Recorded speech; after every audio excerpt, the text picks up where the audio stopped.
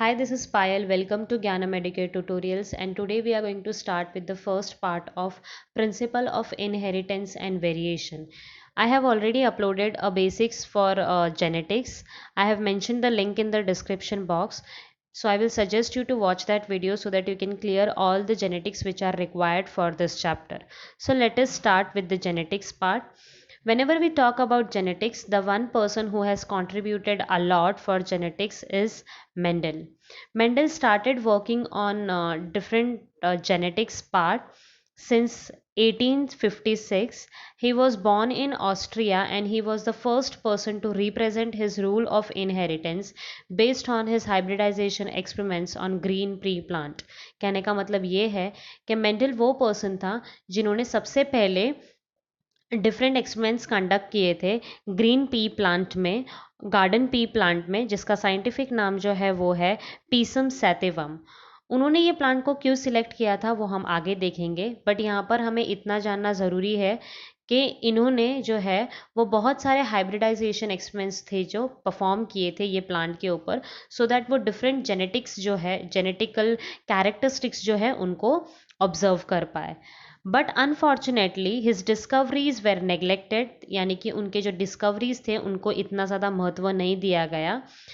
Then this three scientist rediscover the Mendel work and then the Mendel theory was known to be Mendelism.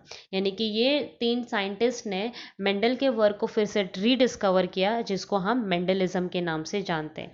So let us understand कि Mendel ने क्या क्या descriptions दिए थे। So the first thing was Mendel has conducted a lot of experiments on hybridization. Hybridization experiments उन्होंने conduct किए थे for around 7 to 8 years, और इनमें उन्होंने बहुत सारे जेनेटिकल कैरेक्टरिस्टिक्स के बारे में स्टडी किया था। Then why he has selected green pea plant, उसके रीजंस के बारे में भी पढ़ेंगे। But this plant was very good, और इसमें जो कैरेक्टरिस्टिक्स थे उनमें उन्होंने 7 कैरेक्टर्स के ऊपर स्टडी किया था।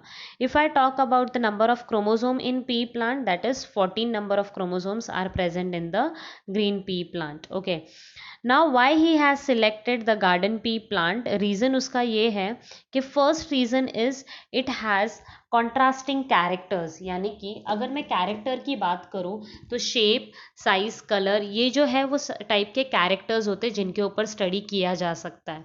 सो हाइब्रिडाइजेशन करते टाइम इनके ऊपर कैरेक्टर्स जो हैं उनके ऊपर स्टडी करने के लिए this plant was very good, क्योंकि इसके अंदर डिफरेंट कॉन्ट्रास्टिंग कैरेक्टर्स थे।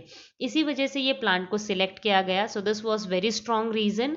The other reason is this plant produce bisexual flowers, यानी कि इसके जो फ्लावर्स होते हैं उनमें मेल एंड फीमेल दोनों पार्ट प्रेजेंट होता है। Because this contains both male and female part, it undergo self fertilization, यानी कि इसके जो पॉलन ग्रेन्स है वो खुद के ही फ्लावर के खुद के ही फीमेल पार्ट के ऊपर जो है वो स्प्रेड हो जाते हैं, और उसके बाद जो फर्टिलाइजेशन जो है वो अकर होता है। So this was again a good reason to select this plant, क्योंकि सेल्फ फर्टिलाइजेशन ऑब्जर्व किया जा सकता है once the hybridization has been completed.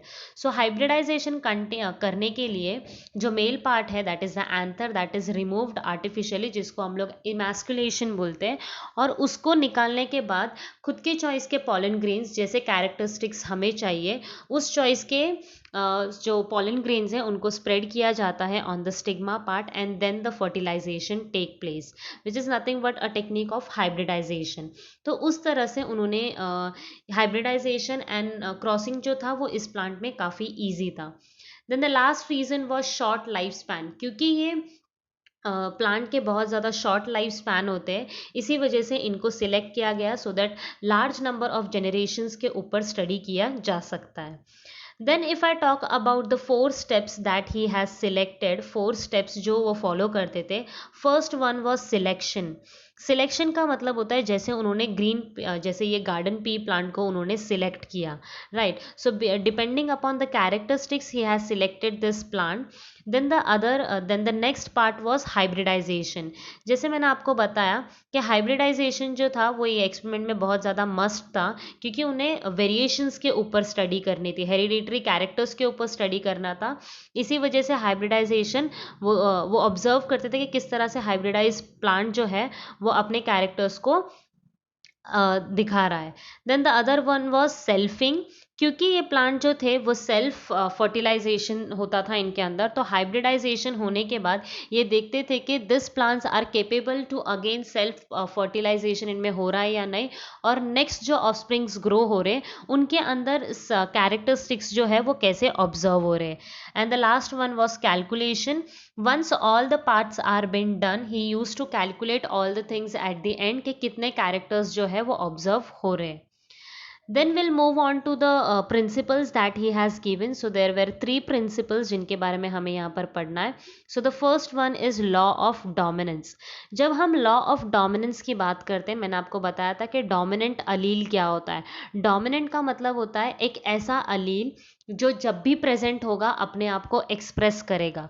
So we can understand this with the help of that particular definition, यानी कि one factor express itself in the F1 generation. जैसे मैं अगर यहाँ पर एग्जांपल लूँ, suppose this is the one gamete और ये जो है वो दूसरा गैमेट है. जब इनके बीच में क्रॉस होगा तो सारे के सारे जो ऑफस्प्रिंग होंगे वो सारे के सारे टॉल होंगे. कैसे टॉल होंगे? क्योंकि सबके पास एक डोमिनेंट अलील है, तो जब भी डोमिनेंट अलील प्रेजेंट होगा वो अपने आप को एक्सप्रेस करेगा, right. And this is the way where law of dominance जो है वो स्टेट करता है, यानी कि जब भी डोमिनेंट अलील जो है वो बॉडी में प्रेजेंट रहेगा वो हमेशा अपने आप को एक्सप्रेस करेगा. सो डोमिनेंट अलील जो है doesn't matter whether it is present in a homozygous state, यानी कि कैपिटल टी, और it is present in a heterozygous state, यानी कि एक कैपिटल और एक small, it is going to express itself. तो ये homozygous as well as heterozygous condition में अपने आप को एक्सप्रेस करेगा. अगर मैं रिसेसिव की बात करूं तो रिसेसिव जो है इन एब्सेंस ऑफ डोमिनेंट, यानी कि हेट्रोजाइगस होमोजाइगस स्टेट जैसे स्मॉल टी में अपने आप को एक्सप्रेस करेगा. Okay, so whenever there is absence of dominant gene, recessive gene जो है वो अपने आप को एक्सप्रेस करेगा, जो कि हमें F2 जनरेशन में देखने मिलेगा. तो F2 जनरेशन क्या होता है? Basically whenever the cross is between the F1 generation and either of the parents, उसको हम F2 जनरेशन बोलते हैं. सो हिडन कैरेक्टरिस्टिक्स जो है, रिसेसिव फैक्टर्स जो है, वो बेसिकली F2 जनरेशन में हम देख सकते हैं.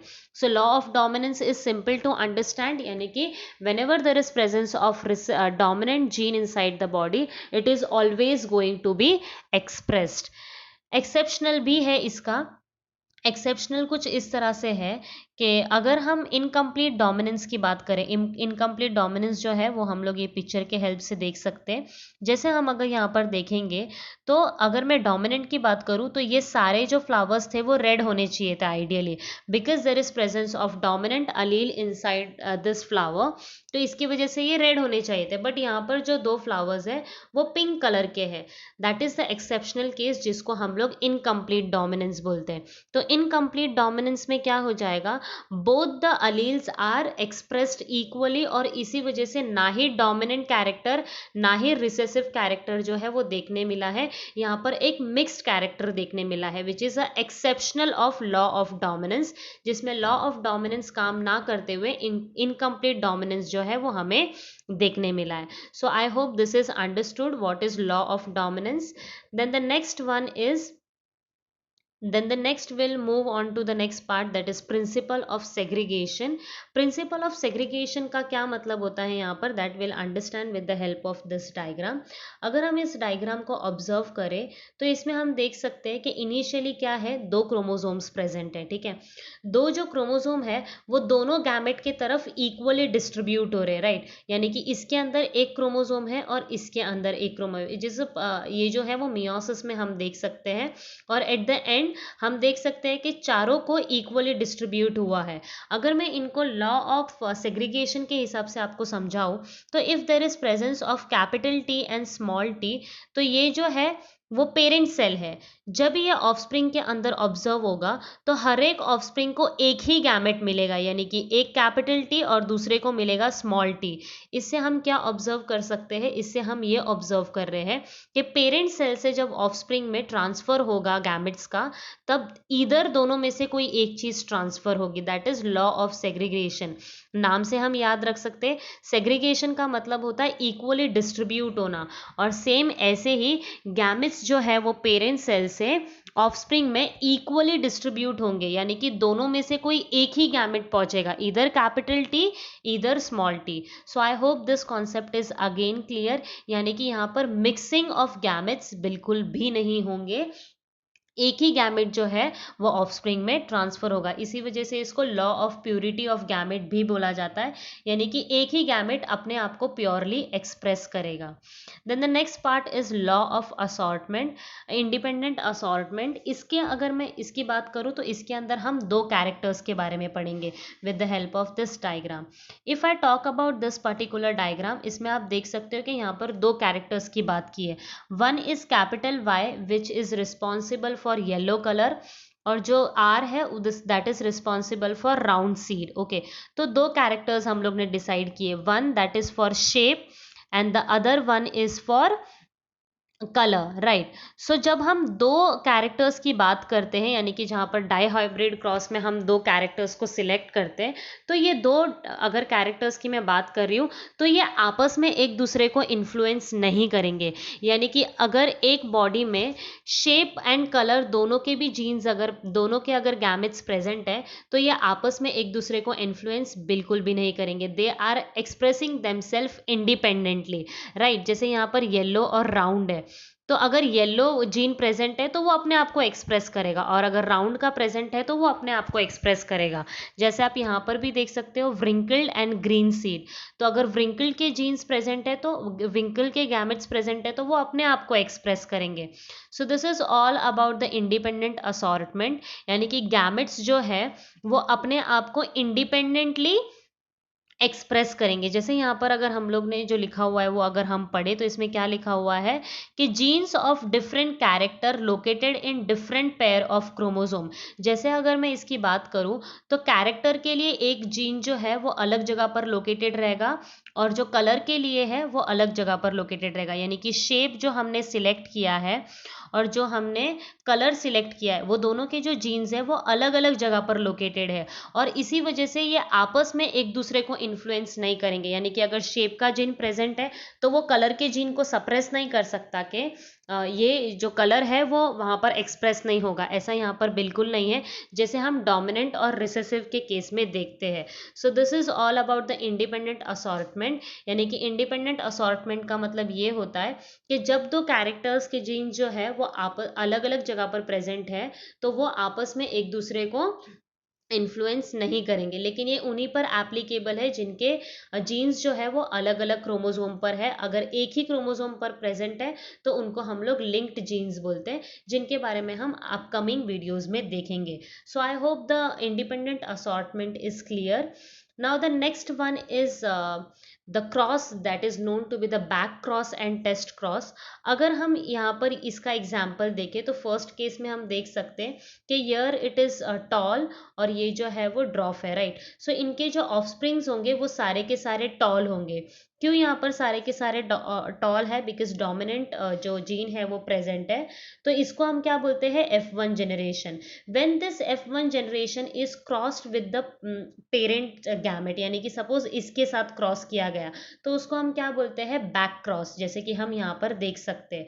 So this is the second part जहाँ पर क्या हो रहा है? क्रॉस हो रहा है, और जब क्रॉस होगा तब हम क्या देखेंगे कि दो ऑफस्प्रिंग जो है उनके पास कंप्लीटली डोमिनेंट अलील प्रेजेंट है और दूसरे के पास रिसेसिव, मतलब है वो टॉल ही लेकिन उनके अंदर रिसेसिव अलील जो है वो प्रेजेंट है ना। If I talk about the other part जिसके अंदर हमने क्या किया है, इधर वाला जो F1 जनरेशन है that is cross with the second gamete, तो इसमें हम क्या देख सकते हैं? देर आर 50-50 चांसेस, यानी कि 50 जो होंगे वो टॉल होंगे और 50 केसेस जो होंगे वो ड्रॉप होंगे, राइट। इससे हम क्या देख सकते हैं कि this is known to be the test cross, यानी कि बैक क्रॉस तो दोनों भी केसेस में हम देख रहे हैं, यानी कि जब F1 जनरेशन को फिर से पेरेंट गैमेट के साथ क्रॉस किया जाता है तो उसको हम बैक क्रॉस बोलते हैं। लेकिन ऐसा बैक क्रॉस जिसमें 50-50 कॉन्ट्रीब्यूशन, यानी कि 50-50 प्रोजी जो ऑफस्प्रिंग्स है वो प्रोड्यूस होते हैं, यानी कि हाफ जो है वो टॉल होंगे और हाफ जो है वो ड्रॉप होंगे, तो उसको हम टेस्ट क्रॉस बोलते हैं।